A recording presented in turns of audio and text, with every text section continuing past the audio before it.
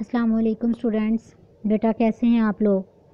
जी बेटा, आज हम लेसन हमारा हो गया है अल्हम्दुलिल्लाह। उसके लॉन्ग क्वेश्चंस 3 वो भी आप लोगों ने यकीनन लिख लिए होंगे और याद कर लिए होंगे। तो अब बेटा हम हदीस नंबर जो है फर्स्ट हदीस की तरफ आते हैं। इस मंथ में हमने फ़र्स्ट 3 हदीस जो है वो करनी है। आज हम पहली हदीस जो है वो शुरू करते हैं।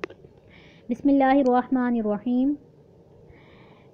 बेटा इस हदीस में हम जो है वो अल्लाह ताला की वहदानियत के बारे में पढ़ेंगे, तौहीद के बारे में हम पढ़ेंगे और साथ में बेहतरीन जो दुआ है उसके बारे में पढ़ेंगे कि इसमें दो चीज़ें, इस हदीस के दो हिस्से हैं इस हदीस मुबारका में। ठीक है, एक अफजल तरीन बेहतरीन सबसे बेहतरीन अमाल जो है वो काम करने का इसमें हुक्म दिया गया और वो काम अमल जो सबसे फजीलत वाला और सबसे बेहतरीन अमल है वो ला इलाहा को करार दिया गया। यानी कि ला इलाहा इल्लल्लाह, इसका मतलब है कि अल्लाह ताला की वहदानियत का इकरार करना। ला इलाहा इल्लल्लाह कि अल्लाह ताला के सिवा कोई मबूद नहीं, इस चीज़ का इकरार करना दिल से भी और ज़ुबान से भी। इस अमल को कहने का जो है वो करने का सबसे ज़्यादा इसको फजीलत वाला अमल करार दिया गया। और फिर अल्लाह ताला से अपने गुनाहों की बख्शिश मांगना, अल्लाह ताला से इस्तग़फ़ार करना, उनसे दुआ मांगना, इस्तग़फ़ार अल्लाह ताला से करना, ये बेहतरीन दुआ जो है वो करार दिया गया। तो इस हदीस मुबारका के दो हिस्से जो हैं वो बयान हुए हैं। तो इन दो हिस्सों के बारे में हम इस हदीस मुबारका में पढ़ेंगे। तो बेटा ये हदीस जो है वो आप लोगों का तर्जमा जो है वो इधर से आएगा। यहाँ पर उन्होंने बुक पे इसकी तशरीह दी भी हुई है, लेकिन बेटा इसकी तशरीह जो है वो बहुत कम है,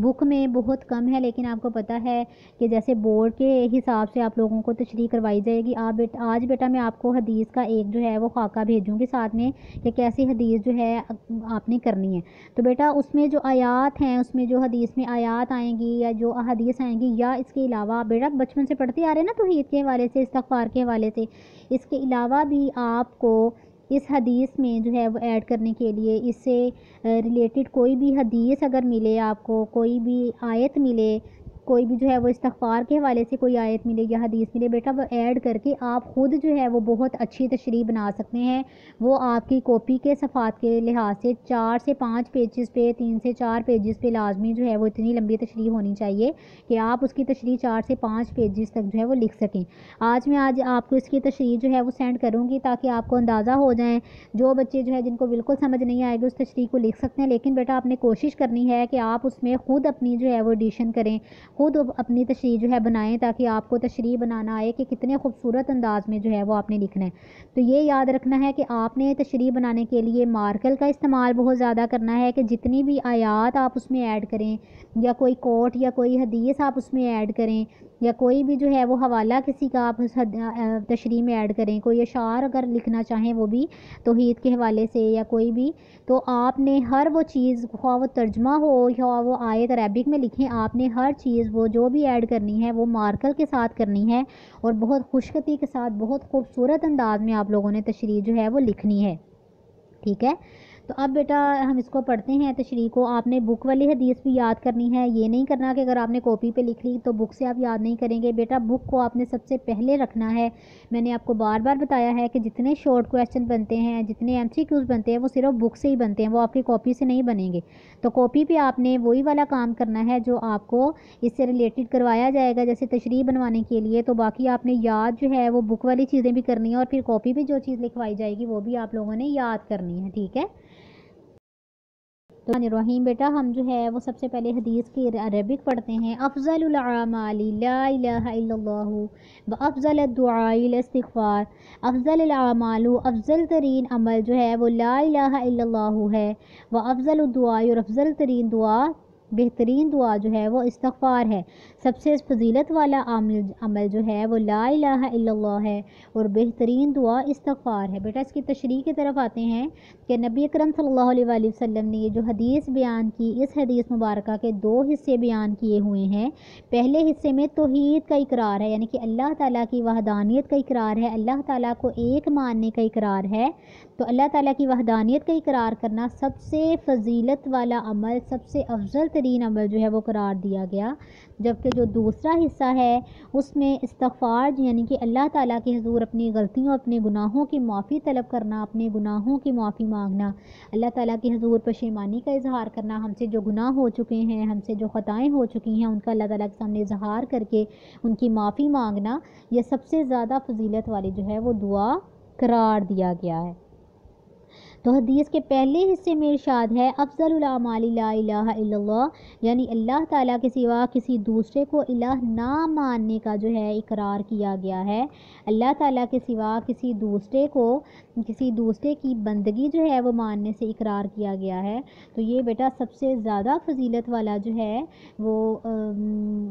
عمل قرار دیا گیا ہے، یعنی اللہ تعالیٰ کے سوا کسی کو بھی الہ نہ ماننا، اس چیز کا اقرار کرنا، اور نہ صرف زبان سے بلکہ عمل سے اس عقیدے کا اظہار کرنا کہ اللہ تعالیٰ کے سامنے اس چیز کو ماننا کہ اللہ تعالیٰ ہی سب سے بلند ہے، سب سے فضیلت والے ہیں، سب سے افضل ہیں، اللہ تعالیٰ کے سوا کوئی معبود نہیں، وہی ایسی ہستی ہے کہ جن کی عبادت کی جائے، جس سے بے پناہ محبت کی جائے، اسی کی ذات ہے جس نے ہمیں جو ہے وہ پیدا کیا، ہمیں عقل دی، بصیرت دی، ہمیں جو ہے وہ زندگی گزارنے کے لیے مختلف چیزیں عطا کیں۔ تو یہ تمام چیزیں اللہ تعالیٰ کی ہی دی ہوئی ہیں، اور ان نعمتوں کا شکر ادا کرنا اپنے قول کے ذریعے، اپنے بات کے ذریعے، فعل کے ذریعے، تو اللہ تعالیٰ کو الہ ماننا جو ہے وہ سب میں آتا ہے، ان چیزوں میں آتا ہے۔ تو اللہ تعالیٰ نے خود بھی جو ہے وہ اس کا اقرار کرتے ہوئے سورۃ اخلاص جو ہے وہ پوری سورۃ توحید ہی ہے، اس میں اسی چیز کا اقرار کیا گیا کہ کہہ دیجیے اللہ تعالیٰ ایک ہے۔ بیٹا آپ اس کی تشریح میں سورۃ اخلاص جو ہے اس کا بھی پورا ترجمہ لکھ سکتے ہیں کہ کہہ دیجیے اللہ ایک ہے، اللہ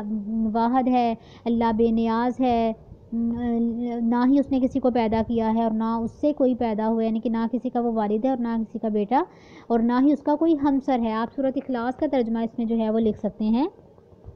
تو لا الہ الا اللہ میں جو لفظ الہ آیا ہے، لفظ الہ معبود اس کا مطلب ہے، تو معبود سے مراد ایک ایسی ہستی ہے، ایسی ذات ہے جس کی عبادت کی جائے، جس سے بے پناہ محبت ہو، اور محبت کے ذریعے ہی اس کی عقیدت اور محبت کا اظہار کیا جائے، اور یہ اس بات کو مانا جائے کہ وہ اللہ تعالیٰ کی ہی ذات ہے جس نے ہمیں پیدا کیا، ہمیں عقل دی، بصیرت عطا کی، ہمیں نہ صرف زندگی دی بلکہ اس زندگی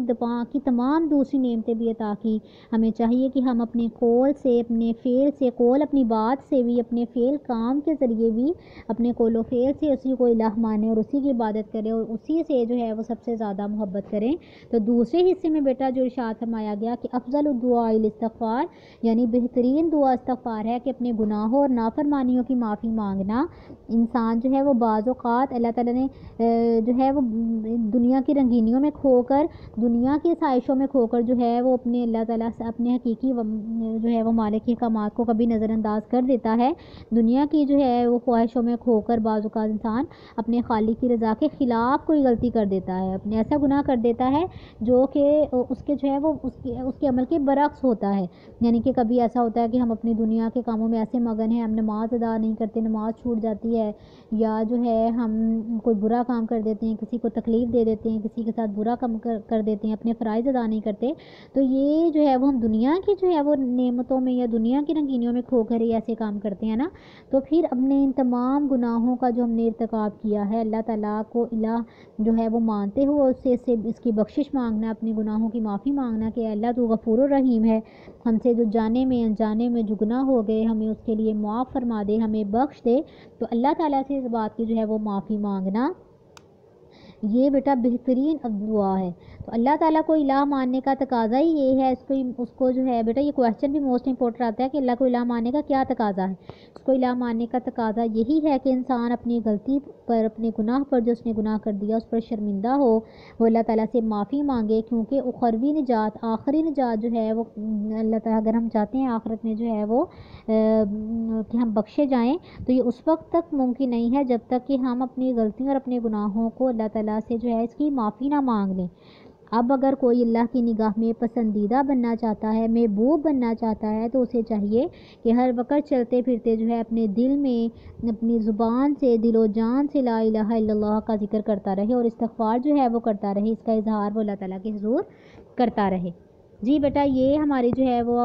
حدیث جو ہے وہ تشریح ہو گئی۔ آپ نے بک والی جو ہے وہ حدیث اور اس کی تشریح بک سے پہلے آج یاد کرنی ہے، پھر بیٹا میں آپ کو جو سینڈ کروں گی آپ نے اس کو دیکھنا ہے، اگر آپ کو وہ ایزی لگ رہی ہے آپ اس کو بھی نیٹ کاپیز پر لکھ سکتے ہیں، پھر نہیں تو آپ نے اگر خود بنانی ہے تو آپ اس میں آیات سورۃ اخلاص جیسے ہو گیا توحید کے حوالے سے، ان التوحید رأس الطاعات یہ بھی حدیث ہے، اس کے علاوہ بھی توحید اور استغفار کے حوالے سے اگر جو بھی آپ کو مٹیریل ملتا ہے آپ وہ ایڈ کر کے اپنی خود سے تشریح بنائیں تو وہ زیادہ بہتر ہے، ٹھیک ہے۔ آج کا بیٹا آپ کا لیسن اتنا ہے کہ آپ نے بک والی حدیث اور تشریح یاد کرنی ہے، اور پھر جو آپ کو کام سینڈ کیا جائے گا اس کو آپ لوگوں نے لکھنا ہے نیٹ کاپیز پہ، اور پھر نیکسٹ 2 days میں آپ لوگوں نے اس تشریح کو یاد کرنا ہے اور لکھ بھی لینا ہے۔ تو نیکسٹ منڈے کو انشاءاللہ ہم جو ہے اب ہماری کلاس منڈے کو ہوگی تو تب ہم حدیث نمبر جو 2 ہے اس کو شروع کریں گے اور اس کا ترجمہ اور پھر اس کی بھی تشریح کریں گے، اور پھر اس کا تشریح آپ لوگوں نے اپنی نیٹ کاپیز پہ ایسے ہی بنانی ہے۔ آج کا بیٹا کام اتنا ہی ہے، اوکے بیٹا، اللہ حافظ۔